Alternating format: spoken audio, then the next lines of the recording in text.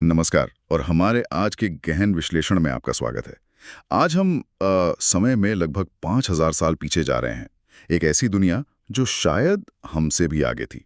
हम बात कर रहे हैं हड़प्पा सभ्यता की, जिसे भारत का पहला स्मार्ट सिटी भी कहा जाता है। बिल्कुल। और हमारे पास जो स्रोत हैं वो हमें बताते हैं कि ये सभ्यता कितनी शानदार थी। मतलब उनकी शहर योजना से लेकर उनके व्यापार और अंत में उनके रहस्यमयी पतन तक। हाँ, तो आज हमारा मिशन यही है कि हम समझे कि यह सभ्यता इतनी विकसित कैसे थी, वहाँ के लोगों का जीवन कैसा था और शायद हम आज भी उनसे क्या सीख सकते हैं। बिल्कुल, चलिए इस अनोखी दुनिया की परतों को खोलते हैं। तो पहली स्लाइड से ही शुरू करते हैं।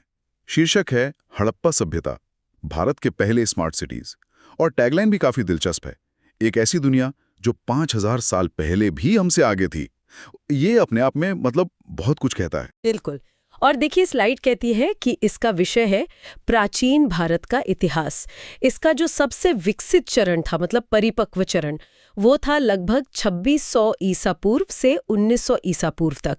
और इसकी सबसे बड़ी पहचान ये है कि यह दक्षिण एशिया की पहली शहरी सभ्यता थी। इससे सिंधु घाटी सभ्यता भी कहते हैं, ऐसा क्यों? वो इसलिए क्योंकि यह सभ्यता और इसकी ज्यादातर बस्तियां जो थीं वो सिंधु और सरस्वती नदियों के किनारे ही फली फूली। अच्छा, ठीक है। तो अब देखते हैं कि ये सभ्यता आज भी चर्चा में क्यों है। अगली स्लाइड कहती है, इतिहास सिर्फ किताबों में नहीं, जमीन के नीचे भी है। तो हाल ही में क्या हुआ है? हाँ, ये बहुत ही रोमांचक है। केरल विश्वविद्यालय के पुरातत्वविदों ने गुजरात के कच्छ में 5300 साल पुरानी बस्ती खोजी है। 5300 साल? जी, और इसका महत्व ये है कि यह खोज प्रारंभिक हड़प्पा चरण की है। तो इससे निष्कर्ष क्या निकलता है? इससे ये पता चलता है कि ये सभ्यता कितनी पुरानी और कितनी विशाल थी। स्लाइड में एक एग्जाम टिप भी है कि हड़प्पा सभ्यता के 2000 से ज्यादा स्थल अब तक खोजे जा चुके हैं। 2000 से ज्यादा? हाँ। अच्छा, यहाँ से ये वाकई दिलचस्प हो जाता है। चलिए इसके नाम और समय के चक्र को समझते हैं। मतलब हड़प्पा, सिंधु या सरस्वती, सही नाम क्या है? देखिए, स्लाइड में 3 चरण दिखाए गए हैं। पहला है प्रारंभिक चरण, 6000 से 2600 बीसी तक, वो इनका गठन काल था। अच्छा। फिर दूसरा परिपक्व चरण 2600 से 1900 बीसी, जिसमें वो शहरी विकास हुआ। और तीसरा परवर्ती चरण जो 1900 से 1300 बीसी तक था, वो पतन का समय था। और इसे हड़प्पा सभ्यता क्यों कहते हैं? वो इसलिए क्योंकि हड़प्पा वो पहला शहर था जिसे 1921 में खोजा गया था। और जैसा हमने पहले बात की, सिंधु सरस्वती सभ्यता इसलिए क्योंकि ज्यादातर बस्तियां इन्हीं नदियों की घाटियों में मिली हैं। हमें ये याद रखना चाहिए कि 2600 से 1900 ईस्वा पूर्व का जो समय था वो परिपक्व चरण था, जब शहर सबसे ज्यादा विकसित थे। अब आते हैं उस चीज पर जो इन्हें सही में स्मार्ट सिटी बनाती है। जी। दुनिया की पहली टाउन प्लानिंग, मतलब सड़कें ग्रिड पैटर्न पर बनी थीं। जी हाँ। और इसका मतलब है कि सड़कें एक दूसरे को 90 डिग्री के समकोण पर काटती थी। आज के चंडीगढ़ जैसा, है ना? बिल्कुल वैसा ही। और सिर्फ सड़कें ही नहीं, सफाई का भी देखिए, क्या अद्भुत इंतजाम था। ढकी हुई नालियां और हर घर से गंदा पानी निकलने की एक प्रॉपर व्यवस्था। और निर्माण के लिए किस सामग्री का इस्तेमाल होता था? पकी हुई और बिना पकी दोनों तरह की ईंटों का इस्तेमाल किया जाता था। स्लाइड में एक रोचक तथ्य भी है। मोहनजोदड़ो का जो महास्नानागार है, मतलब ग्रेट बाथ, हाँ। वो धार्मिक स्नान के लिए था और उसे वाटरप्रूफ बनाने के लिए जिप्सम और तारकोल का लेप लगाया गया था। कमाल है। तो इसका क्या मतलब है? क्या समाज में भी कोई विभाजन था? अगली स्लाइड का शीर्षक है शहर का विभाजन, वीआईपी और आम आदमी। शासनिक या धार्मिक कामों के लिए था, मतलब वीआईपीज के लिए। और जो निचला नगर था वो निचली सतह पर था और आवासीय था, मतलब आम लोगों के रहने के लिए था। एक ध्यान देने वाली बात यह है कि जो विलासिता की वस्तुएं हैं वो ज्यादातर गढ़ वाले इलाकों में ही मिली है। अच्छा, इसका कोई अपवाद भी है? हाँ है। धौलावीरा शहर वो 3 भागों में बटा था। चलिए अब देखते हैं कि उनकी थाली में क्या था। खेती की बात करते हैं। उनका मुख्य भोजन गेहूं, जौ और बाजरा था। और मुख्य फसलें थीं गेहूं, जौ, दालें और तिल। गुजरात के जो स्थल हैं वहां बाजरा मिला है और चावल बहुत दुर्लभ था। और पशुपालन? वे गाय, बैल, भेड़, बकरी और भैंस भी पालते थे। अच्छा, और तकनीक के बारे में क्या सबूत मिले हैं? कालीबंगन में जुते हुए खेत मिले हैं और टेराकोटा का हल भी मिला है। और एक बहुत ही महत्वपूर्ण जानकारी ये है कि अफगानिस्तान में एक जगह है शौरतुघई। शौरतुगही। हाँ, वो एकमात्र ऐसी जगह है जहां नहरों के स्पष्ट प्रमाण मिले हैं। वाह। अब बात करते हैं उनके उद्योग की। स्लाइड का शीर्षक है कला और मेक इन हड़प्पा। बिल्कुल। चन्हूद्रो शहर जो था वो एक फैक्ट्री शहर जैसा था, मतलब शिल्प उत्पादन का मुख्य केंद्र।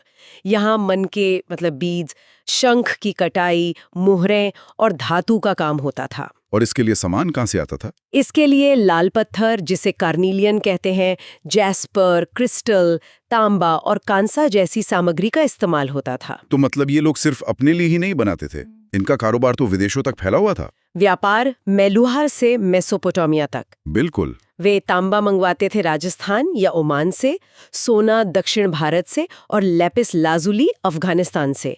ये सब आयात होता था। और यहाँ से निर्यात क्या करते थे? यहाँ से लकड़ी, मनके और सूती कपड़े निर्यात करते थे। तो उनकी पहचान कैसे होती थी? मतलब दूसरे लोग उन्हें किस नाम से जानते थे? हाँ, ये बहुत दिलचस्प है।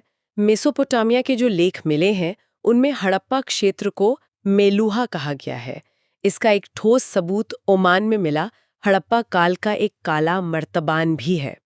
और अब उस रहस्य पर आते हैं जिसे हम आज तक नहीं सुलझा पाए हैं, मोहरें और अनसुलझी लिपि। हाँ, ये सबसे बड़ा रहस्य है। उनकी जो मोहरें थी वो सिलखड़ी मतलब स्टेटाइट पत्थर से बनी होती थी। इन पर अक्सर एक सींग वाला जानवर, यूनिकॉर्न जैसा, या पशुपति का चित्र होता था। उनकी लिपि चित्रात्मक थी, मतलब पिक्टोग्राफिक, और वो दाएं से बाएं लिखी जाती थी। इसमें 375 से 400 संकेत हैं। और मापतौल के लिए वे क्या इस्तेमाल करते थे? वे चर्ट पत्थर के घनाकार बाट मतलब वेट्स का उपयोग करते थे, और ये 16 के अनुपात की बाइनरी प्रणाली पर आधारित थे।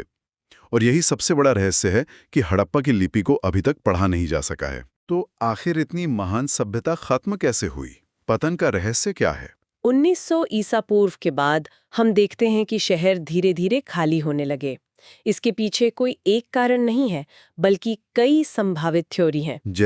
जैसे कि जलवायु परिवर्तन, शायद नदियां सूख गई या उन्होंने रास्ता बदल लिया। मोहनजोदड़ो में तो बार बार बाढ़ आने के भी सबूत मिले हैं।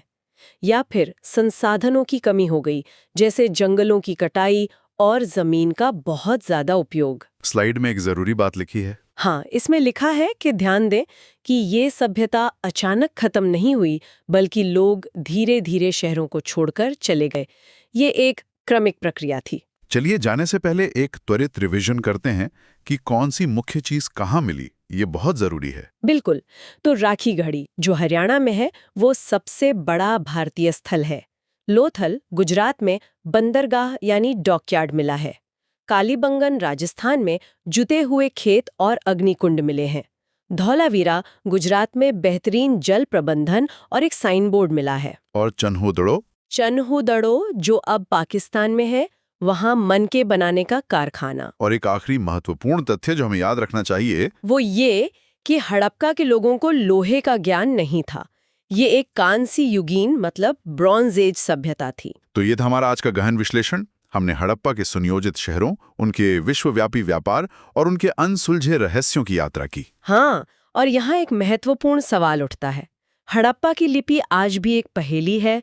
सोचिए, अगर हम कभी उनकी लिखाई को समझ पाएं, तो हम उनसे पहला सवाल क्या पूछेंगे? क्या हम उनके राजाओं के बारे में पूछेंगे, उनके देवताओं के बारे में, या उनके इस तरह चुपचाप चले जाने के कारण के बारे में? ये एक ऐसा विचार है जिस पर आप खुद सोच सकते हैं। आज के लिए बस इतना ही।